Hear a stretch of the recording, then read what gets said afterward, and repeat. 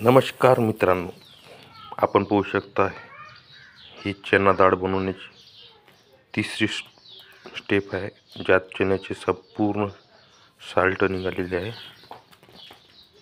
एक कांद्याच चिन्यावर तर तुम्हाला असं कवर दिसेल.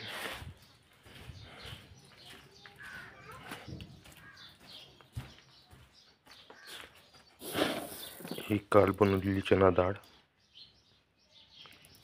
ज्यात काही प्रमाणात आपल्याला हिरवे दाणे सुद्धा दिसतात, काही तुकडा सुद्धा दिसत आहे.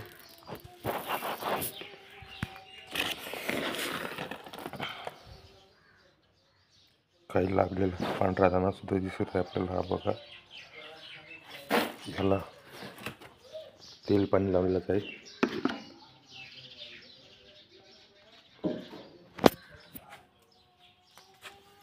काही सालं निघालेली नाही चांबट असल्यामुळे. आता याला पाणी लागून उन्हात सुकवल्या जाईल 2 दिवसासाठी. नंतर याची या सेलरमध्ये टाकून डाळ होईल.